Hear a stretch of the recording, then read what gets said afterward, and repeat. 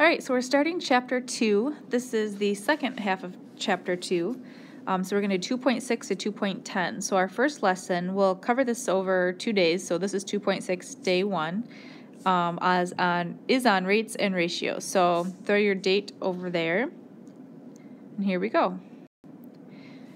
So I have 2 slides of some conversions that you guys will want in your notes. Some of these you may know, but it's still helpful just to have written in, and some of it you might not be as familiar with.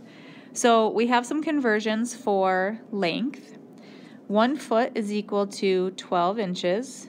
And feel free to pause as much as you need to on this if I'm going too fast for you to write it down. 1 yard is equal to 3 feet. So there are 3 feet in a yard. 1 mile is equal to, I might not have a lot of room to write this, there are 5,280 feet in every mile. All right, the capacity, this is the one where we tend to not know some of these as well. 1 cup will have 8 ounces in it.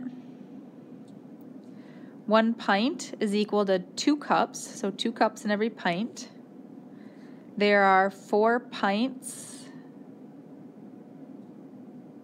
No, there's not. There are, sorry about that. There are 2 pints in every quart, and there are 4 quarts in every gallon. Now, on this one, something that may help you out, I don't know if you guys have ever seen this, this big thing drawn. So here is a big G for a gallon. Inside a gallon, you have 4 quarts. So here's 1. So 4 quarts fit in a gallon. Does this look familiar to anyone yet? Oops. All right, that quart's going outside a little bit. All right, inside every quart, you have 2 pints. Pint, pint, pint, pint. So you can see how many pints are there in a gallon just based off our little visual here. There's 8 pints in a gallon, but there's 2 pints in every gallon. And then inside every pint, let me see. Oh, yep, here we go. Inside every pint, we have 2 cups. So I'll see if I can fit these in. Cup, cup. Oh, those are little. Cup, cup. So 2 cups in every pint. I didn't plan that out very well, but there you go. So how many cups are in a quart? Well, you can see, hey, we have 1, 2, 3, 4 cups in a quart. How many cups are in a gallon? 2, 4, 6, 8, 10, 12, 14, 16 cups in a gallon. So just a helpful little visual anytime you guys have to deal with this stuff. All right, so let's move on. Our weight, we have 16 pounds in every ounce. And then how many pounds make up 1 ton? That's a lot of pounds. It's going to be 2,000. And then our time, how many seconds are in a minute? 60. How many minutes are in an hour? 60. Hours in a day? 24. And then weeks in a year. This is the one, surprisingly, students tend to forget sometimes. There are 52 weeks in 1 year. Another one that shows up, and I'm sure you know, 1 week is equal to 7 days. So there's another conversion. All right, let's try some of these problems. So first we're going to do 1-step conversions. 2 pieces of advice. You want to make sure that your units match before you reduce, and then you want to convert to the smaller unit. So let me show you what I mean by that. You have 18 hours over 3 days, so it's really tempting just to say, well, 18 divided by 3 is 6, and then that's your answer. Well, we have to make sure that we're in the same unit. We have hours on top, days on the bottom. These need to be the same, and the easiest way to do this is to put those into the smaller unit. So what's smaller, an hour or a day? Well, hours are smaller, so we're keeping the 18 hours. We're going to put that over. Now 3 days, we want to get this into hours. So do we have a conversion between days and hours? Well, yeah, there's 24 hours in every day. So we're going to take our 3 days, multiply it by the 24 hours. 3 times 24 is 72. So 3 days is equal to 72 hours. So we just did a one-step conversion to get this bottom one down here into hours. So we have 18 hours over 72 hours. All right, now that you have the same unit, we're actually done with the unit. We don't need that anymore. And we're just looking at reducing 18 over 72. We want to keep fraction answers on these. We don't want to go to the decimal. 18 and 72 can both be divided by 18. 18 goes into itself once, and 72 divided by 18 is 4. Oops, where's my eraser? There we go. Well, it's not letting me erase that. We'll just cross it off.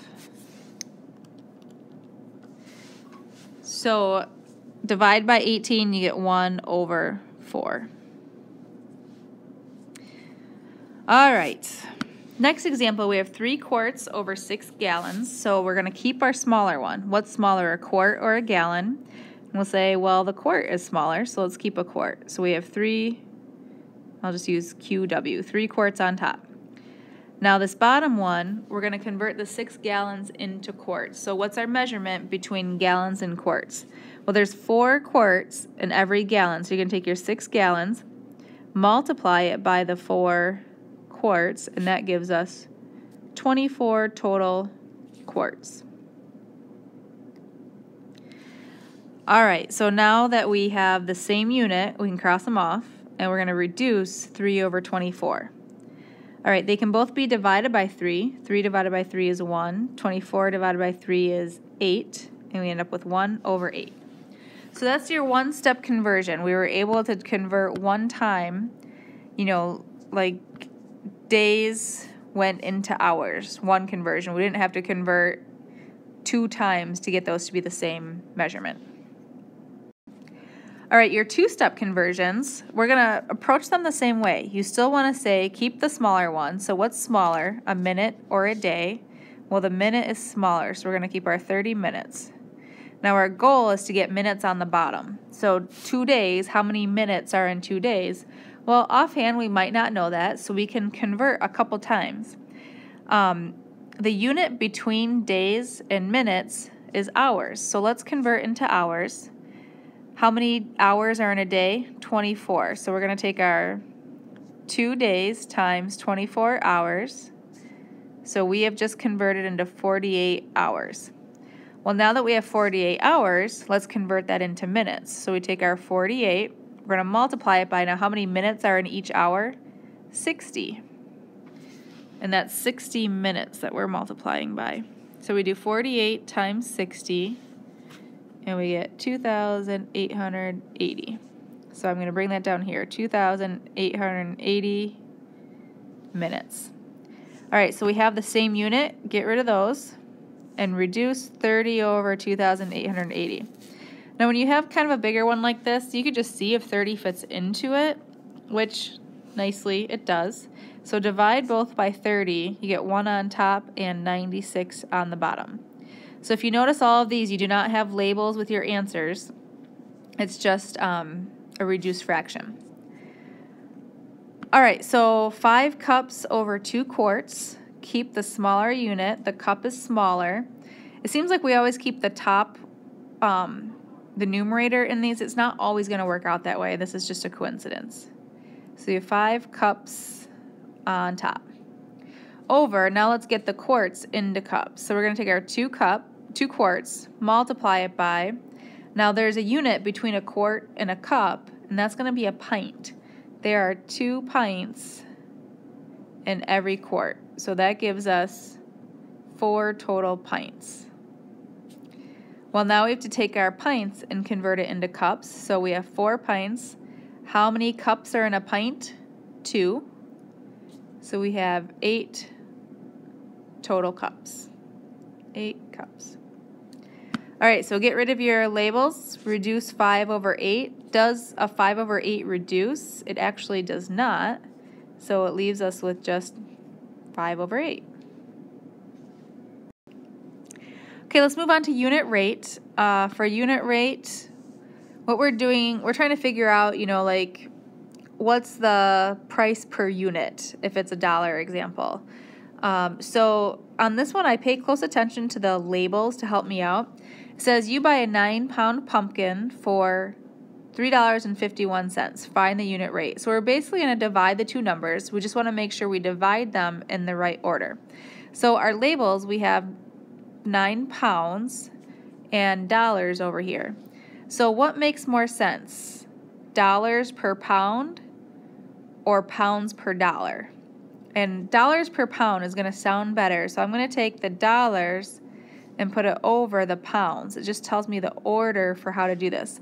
By the way, the dollar amount will always be on top if it's a unit rate with dollars. So we're going to have $3.51 over how many pounds? 9 pounds. So then on this one, you don't have to reduce. You just grab your calculator and take 351 divided by 9, and you get a 0.39.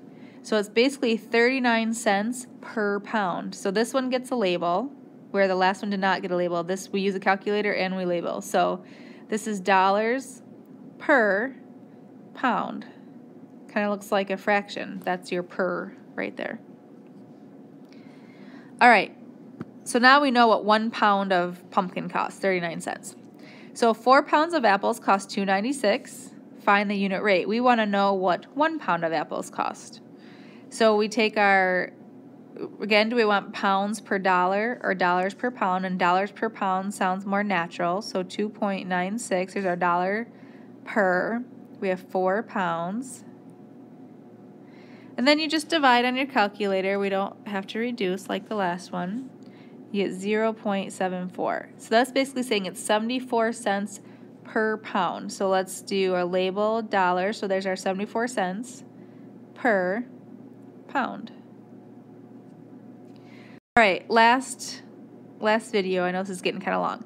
It says a cheetah can run at a rate of 60 miles per hour in short bursts. What is the speed in feet per minute?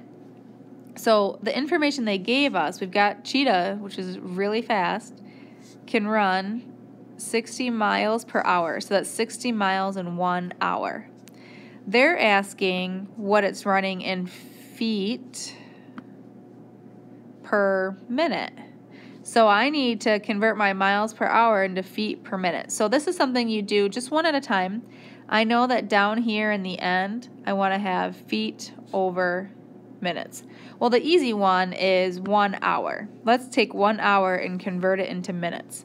How many minutes are in an hour? 60. So we have 60 minutes.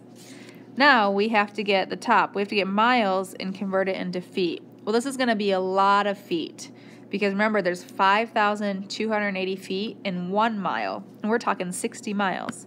So we're going to take our 60 and multiply it by 5,280 feet. So that's one for the calculator. 60 times 5,280, and we get 316,800. That's a comma right there. All right, so we have 316,800 feet per minute. So let's see if that divides by 60. Well, that's a unit rate, so we can divide even if it didn't work out. And it actually works out to 5,280 feet per minute. So that is a really fast cheetah.